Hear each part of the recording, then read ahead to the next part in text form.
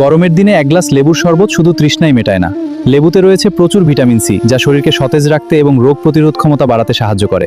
তাই আমার মনে হয় আমাদের প্রত্যেকের বাড়ির আঙিনায় অন্তত একটি লেবুর গাছ থাকা উচিত।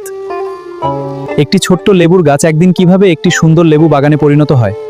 আজ আমি এসেছি এমন একজন পরিশ্রমী মানুষের কাছে, যিনি নিজের স্বপ্ন আর বলে এই সুন্দর বাগান গড়ে তুলেছেন। চলুন তার গল্পটা তার মুখ থেকেই শুনি। আসসালামু আলাইকুম চাচা, কেমন আছেন? ওয়ালাইকুম আসসালাম, আলহামদুলিল্লাহ ভালো আছি বাবা। আজ আপনার এই সুন্দর লেবু বাগানটা দেখতে আর আপনার কাছ থেকে কিছু শেখার জন্য এসেছি।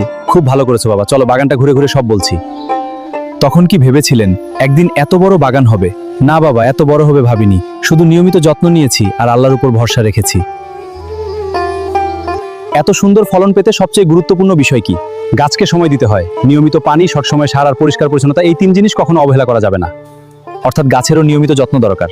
একদম, গাছকে যত ভালোবাসবেন গাছও তো ভালো ফল দেবে। পরিশ্রমের ফল একদিন না একদিন অবশ্যই পাওয়া যায়। এই বাগানের প্রতিটি গাছ আমার কাছে পরিবারের সদস্যের মতো। যত্ন করেছি বলেই আজ তারা আমাকে এই সুন্দর ফল উপহার দিচ্ছে। চাচা, যারা এখন নতুন করে লেবু চাষ শুরু করতে চান, তাদের জন্য আপনার সবচেয়ে গুরুত্বপূর্ণ পরামর্শ কি? ভালো মানের চারা দিয়ে শুরু করবেন, গাছের নিয়মিত পরিচর্যা করবেন, আর সবচেয়ে বড় কথা, ধৈর্য হারাবেন না। গাছ সময় নেই, কিন্তু একদিন অবশ্যই ফল দেয়, ইনশাআল্লাহ। আজ চাচার কাছ থেকে একটা বিষয় খুব ভালোভাবে শিখলাম। সফলতা একদিনে আসে না। পরিশ্রম, ধৈর্য আর নিয়মিত যত্ন, এই তিনটি জিনিস থাকলে ছোট্ট একটি স্বপ্ন একদিন বড় বাস্তবে পরিণত হতে পারে।